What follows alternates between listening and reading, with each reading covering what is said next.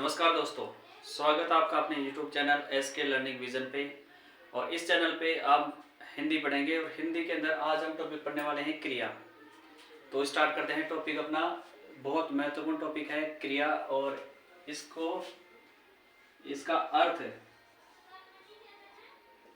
क्रिया किसे कहते हैं? वाक्य में प्रयुक्त जिस शब्द से वाक्य में प्रयुक्त जिस शब्द से किसी काम के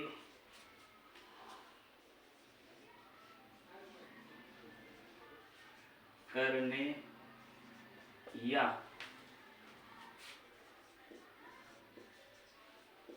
होने का बोध हो उसे क्रिया कहते हैं। वाक्य में प्रयुक्त जिस शब्द से किसी काम के करने या होने का बोध उसको कहते हैं क्रिया। जैसे कि इस संसार में जो कुछ भी काम हो रहा है उस सबको अपन क्रिया बोलते हैं। जैसे मैं पढ़ा रहा हूँ तो पढ़ाना क्रिया, आप पढ़ रहे हो तो पढ़ना क्रिया हो गया, बस चलती है तो चलना क्रिया हो गया, राम खेलता तो खेलना क्रिया हो गया। ठीक है, जैसे मैं एक एग्जाम्पल लिख देता हूँ। जैसे राम पढ़ता है, ठीक है। मयूर नाचता है। जैसे कि राम पढ़ता है, मयूर नाचता है, इसमें मेन क्रिया क्या हो रही है? इसमें पढ़ना हो रही है, इसमें लिखना। नेक्स्ट बात आती है अपने धातु।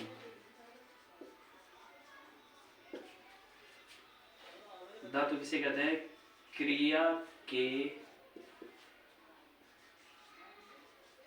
मूल रूप को धातु कहते हैं। क्रिया के मूल रूप को धातु कहते हैं, यानी कि क्रिया किसी न किसी प्रत्यय से मिलकर बनी होगी, तो उस प्रत्यय को जब हटा दोगे तो हटाने के बाद जो शब्द बचेगा उसको बोलेंगे धातु। जैसे पढ़ना, तो इसके अंदर ये ना प्रत्यय लगा हुआ है। जैसे इसको अपन हटा देंगे तो ये हो जाएगा, ये है धातु। ऐसे लिखना, तो यहाँ पे ना प्रत्यय, तो इसमें से ना प्रत्यय हटाएंगे तो जो लिख शब्द बचेगा ये क्या हो जाएगा? धातु। जैसे कि पढ़ना पढ़, लिखना लिख, रोना रो, खोना खो, पाना पा, ठीक है, सीखना सीख, कमाना कमा। ऐसे खूब सारे एग्जाम्पल्स है। इसके बाद हम बात करते हैं कि क्रिया के प्रकार। क्रिया कितने प्रकार की होती है वो पढ़ने वाले हैं। क्रिया के प्रकार। क्रिया के प्रकार अर्थ के आधार पर,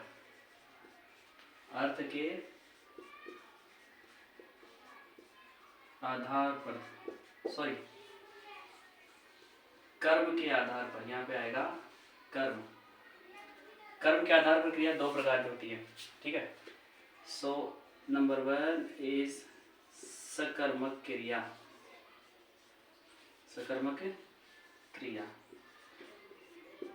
नंबर 2 ये हो जाएगी आपकी अकर्मक क्रिया। देखो नाम से पता चल रहा है। जैसे कि सकर्मक है तो इसके अंदर कौन सा उपसर्ग है? स उपसर्ग का मतलब होता है साथ। फॉर एग्जाम्पल सफल, सफल, ठीक है। और इसके अलावा अपन जैसे कि शादी का कार्ड होता है उसके अंदर लिखते हैं सपरिवार, यानी कि परिवार के साथ, फल के साथ। वैसे तो जिस वाक्य में कर्म होता है उसको बोलेंगे सकर्मक। और यहाँ पे देखो अकर्मक, बिल्कुल नॉर्मल अर्थ से बता रहे हैं शब्द को तोड़ करके। जैसे कि ये अ उपसर्ग है, ये अ उपसर्ग हमेशा नकारात्मक अर्थ है, यानी कि ये अ उपसर्ग जिस भी शब्द के आगे लगेगा उस शब्द का ये नकारात्मक अर्थ कर देगा। फॉर एग्जाम्पल जैसे कि ये है टल, टल का मतलब टल्ला, और इसके आगे अगर अपन ए लगा देंगे तो क्या हो जाएगा, अटल।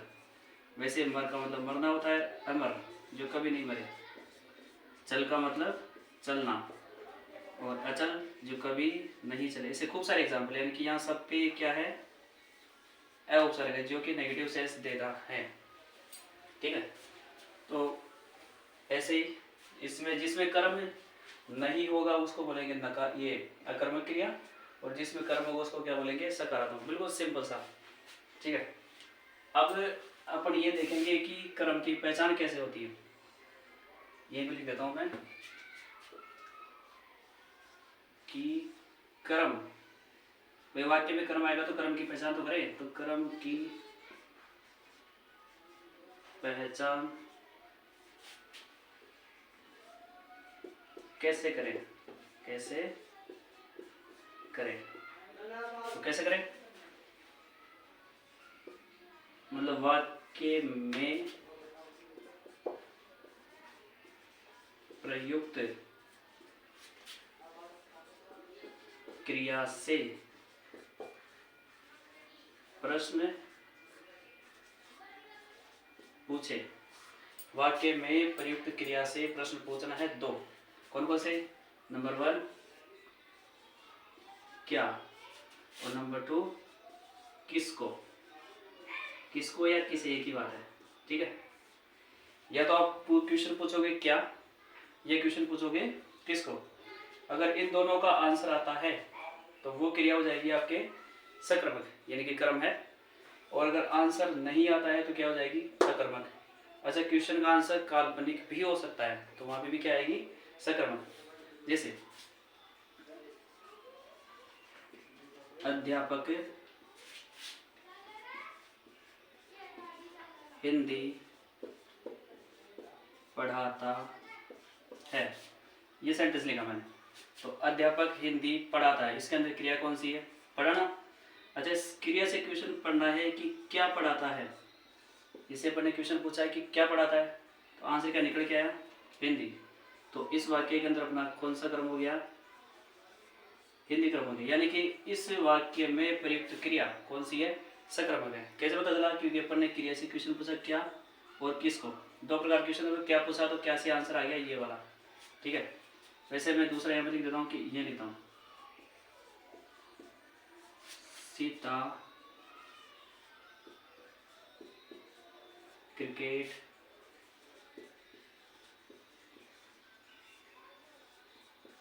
खेलती है।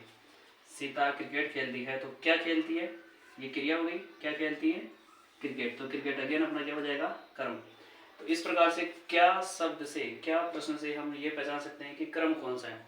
कर्म पहचान लोगे, अगर कर्म है तो सकर्मक क्रिया हो जाएगी, और कर्म नहीं है तो क्या हो जाएगी, अकर्मक। अब इसको रफ कर देते हैं थोड़ा ध्यान से।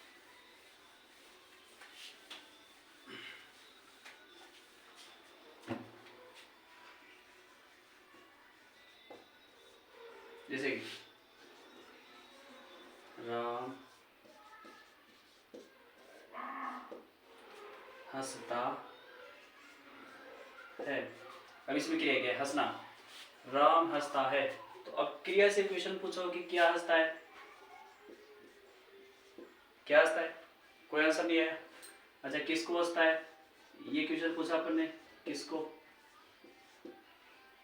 तो भी आंसर नहीं आया। क्या हंसता है तो आंसर नहीं आया, किसको हंसता है तो भी आंसर नहीं आया। इसका मतलब इस वाक्य में प्रयुक्त क्रिया कौन सी है, ये हो जाएगी आपकी अकर्मक। बिल्कुल सिंपल सा लॉजिक है। जिस वाक्य में कर्म हो वो कर्मक, वो सॉरी कर्म हो सकर्मक, और जिसमें कर्म नहीं हो अकर्मक। कर्म की पहचान करने का तरीका ये बता दिया कि क्या और किसको, दो क्वेश्चन करने हैं। ठीक है, नेक्स्ट अपन बात करते हैं कि सकर्मक क्रिया भी दो प्रकार की होती है। सकर्मक क्रिया दो प्रकार की होती है। पहली तो होती है आपकी एक कर्मक, और दूसरी कौन सी होती है, द्विकर्मक। द्विकर्मक का मतलब क्या होता है, दो। एक मिनट,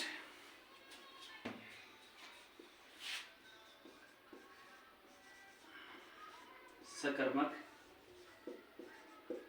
क्रिया के प्रकार।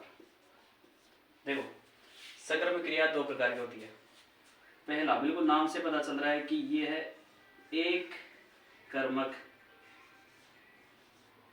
ठीक है, और ये हो जाएगी आपकी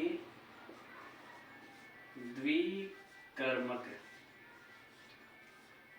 नाम से पता चल रहा है कि जिस वाक्य में केवल एक कर्म हो वो एक कर्मक, द्वि का मतलब कितना होता है? दो। जिस वाक्य में दो कर्म हो तो द्विकर्मक। अच्छा कैसे? जैसे कि मोहन हिंदी पढ़ता है, तो ये पढ़ना क्रिया हो गई, तो क्या पढ़ता है? हिंदी पढ़ता है। अच्छा इसके अंदर केवल एक ही कर्म है, तो ये कौन सा वाक्य हो जाएगा? एक कर्मक का। सही। नेक्स्ट है अध्यापक छात्रों को हिंदी पढ़ाता है। अध्यापक छात्रों को हिंदी पढ़ाता है, ये सेंटेंस है। तो इस सेंटेंस के अंदर दो कर्म है। देखो पहला तो क्या पढ़ाता है? तो हिंदी पढ़ाता है। अच्छा किसको पढ़ाता है? मैंने कहा था कि दो क्वेश्चन करने, क्या और किसको, यही बोला ना। तो यहाँ पे आपके क्या पढ़ाता है? हिंदी। और किसको पढ़ाता है? छात्रों को पढ़ाता है। तो देखो यहाँ पे तो कर्ता ने कर्म को, ये को संबोधन ये भी लिखा हुआ है, कारक चिन्ह ये को भी लिखा हुआ है, तो आप समझ जाएंगे कि कर्म को होता है। तो छात्रों को किसको पढ़ाता है? छात्रों को क्या पढ़ाता है? हिंदी। अब इस वाक्य के अंदर आपकी क्रिया कितनी कौन सी हो जाएगी? द्विकर्मक, ठीक है। तो बिल्कुल सिंपल सा मेथड। क्रिया किसे कहते हैं? किसी भी शब्द वाक्य में प्रयुक्त किसी भी शब्द से किसी काम के करने या होने का पता चले उसको क्रिया कहते हैं। फिर क्रिया अर्थ के आधार पर, हाँ कर्म के आधार पर दो प्रकार की होती है, एक सकर्मक और दूसरी अकर्मक। सकर्मक क्रिया जिस वाक्य में अगर कर्म है तो वो सकर्मक क्रिया हो जाएगी, और जिस वाक्य में कर्म नहीं है वो कर्मक। स और अ का फर्क है केवल।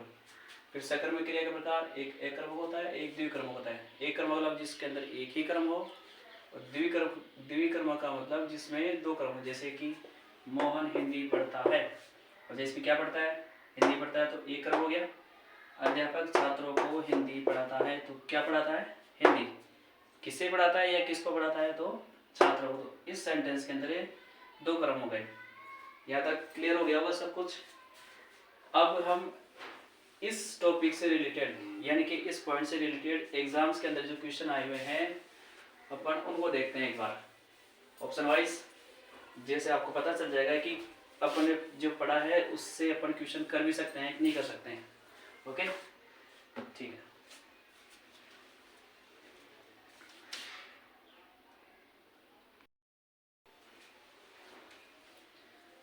अच्छा इसके अंदर एक चीज और रह गई, ये आप नोट करके लिखिए कि यदि कोई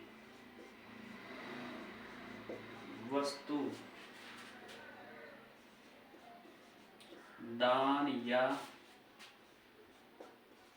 स्थायी रूप से किसी व्यक्ति